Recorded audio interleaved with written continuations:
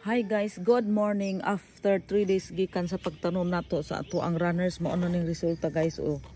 Wala na gid siya kaagi og kanang pagkalaya. Healthy gid siya, buhing buhi. Mao na siya nga paggikan sa mother, pagtangtang nato ato pag gid na siyang ipamatured aron dili gid siya malaya. Sama ani guys, kani ato ning gitangtang sa ihang mama. Karon pa nato ni gipanangtang sa iyang mama, so dili pa nato ni diretso i-transfer, ato pa na siyang ipa gulang-gulang. Diri nako butang sa dili kaayo init, dili pud landong, kaya aron ma-mature siya. Okay na gid kaayo ang iyang mga gamot, so 100% na gid ni siya mutubo. Kung magtanong mo, ayaw lang ninyo ay lang ninyo i-apil ni ning ihabitang murag pinakapuno, pinakakuan gid niya, pinaka tunga niya kaning naiudlot ba kani.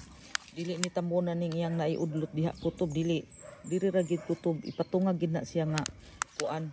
Ya ipatungag gid na siya kay aron nga dili gid siya malaya, kay mao ra gid kontra ani nga malaya siya.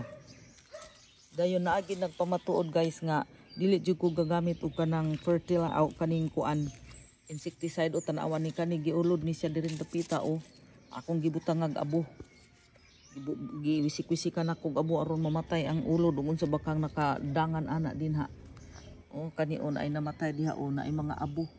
Ipamutangan ra nato nag mga abo dito kanang naay nadaot nga dahon.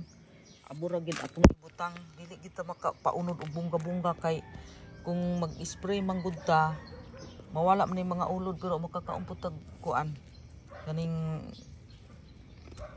spray. So perting pati agyod makadaot sa atong lawas. Maani guys, daghan kay siya bunga guys. Mga 3 weeks na ma-harvest na nato ni mga green pa.